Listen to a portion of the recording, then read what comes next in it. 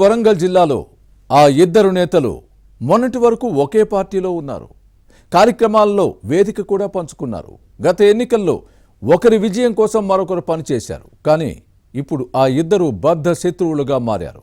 పరస్పర ఆరోపణలు, విమర్శలు, వ్యక్తిగత దూషణలతో రాజకీయాలను వేడెక్కిస్తున్నారు.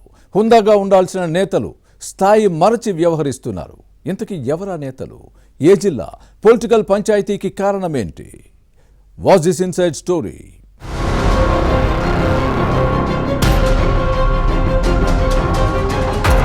రాజకీయాల్లో ఏదైనా సాధ్యమే అంటారు. నిన్నటి మిత్రులు నేడు శత్రువులు కావచ్చు.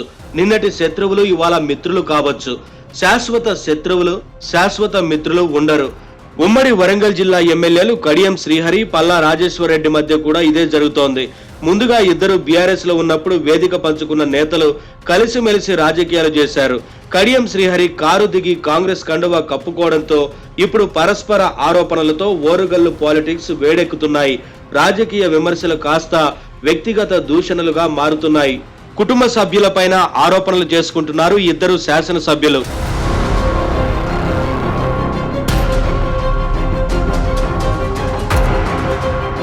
ఉద్యమాల ఖిల్లా ఉమ్మడి వరంగల్ జిల్లా ఒకప్పుడు బీఆర్ఎస్ కంచుకోట.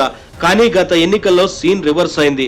జిల్లాలోని 12 అసెంబ్లీ నియోజకవర్గాల్లో 10 సీట్లు కాంగ్రెస్ గెలిస్తే స్టేషన్ గన్పూర్ లో కడియం శ్రీహరి, జనగామలో పల్లా రాజేశ్వర్ రెడ్డి బీఆర్ఎస్ ఎమ్మెల్యేలుగా విజయం సాధించారు. అప్పటి వరకు స్నేహంగా ఉండేవారు. అసెంబ్లీ ఎన్నికల్లోనూ ఒకరి నియోజకవర్గంలో మరొకరు ప్రచారం చేసుకున్నారు. విజయానికి పరస్పరం సహకరించుకున్నారు. ఇక కాంగ్రెస్ అధికారంలోకి వచ్చిన తర్వాత పరిస్థితి మారింది.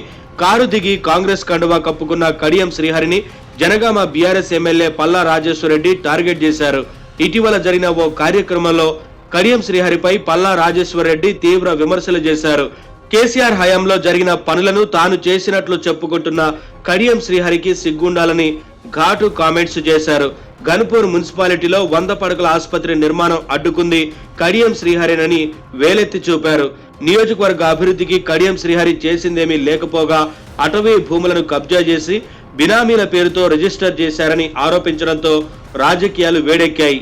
అలాగే వేలేరు మండలం దేవునూరు గట్టలో 50 ఎకరాల భూమిని కబ్జా చేశారన్న పల్లా ఆరోపణలతో రాజకీయాలు రగులుతున్నాయి.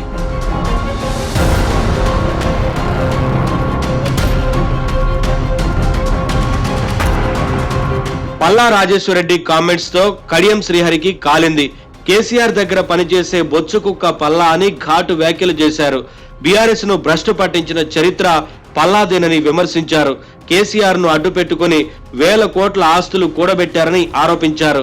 తన గురించి మాట్లాడే నైతిక హక్కు పల్లాకు లేదని వార్నింగ్ ఇచ్చారు. పల్లా మాటల్లో అహంకారం, బలుపు కనిపిస్తోందని వ్యక్తిగత విమర్శలు చేయడం రాజకీయంగా ప్రకంపనలు సృష్టించింది. ఇద్దరి మధ్య పేలిన మాటల తోటాలు దిష్టి బొమ్మల దహనం వరకు వెళ్ళింది. కడియం శ్రీహరి తిట్ల పురాణంతో పల్లాకు ఎక్కడో మండింది.